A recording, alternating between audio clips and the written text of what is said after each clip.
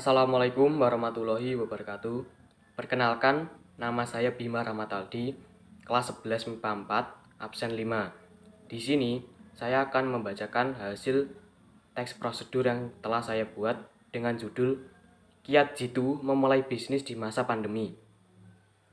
Saat membangun bisnis yang menguntungkan, terutama di masa pandemi seperti ini, Anda harus menyadari bahwa menjalankan bisnis bukanlah tugas yang mudah.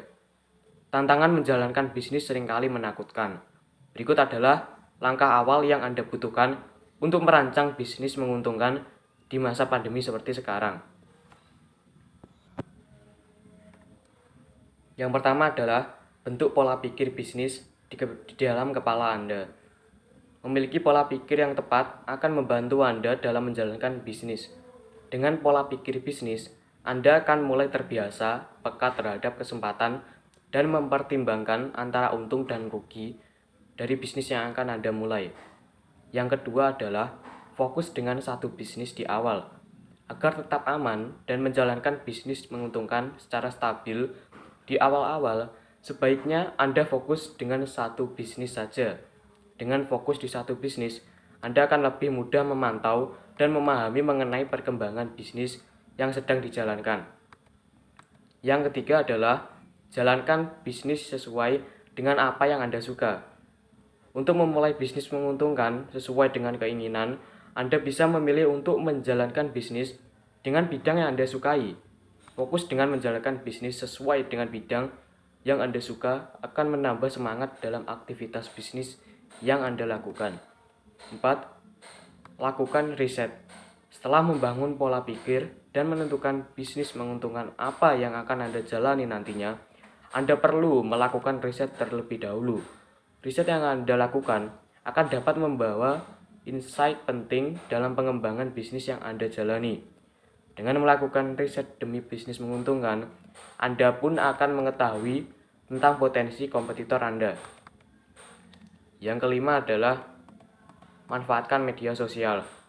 Di era yang serba digital ini, peran media sosial akan memberikan dampak positif yang cukup besar dalam mengembangkan bisnis menguntungkan yang Anda miliki. Maksimalkan penggunaan media sosial sebagai salah satu senjata untuk mempromosi bisnis Anda.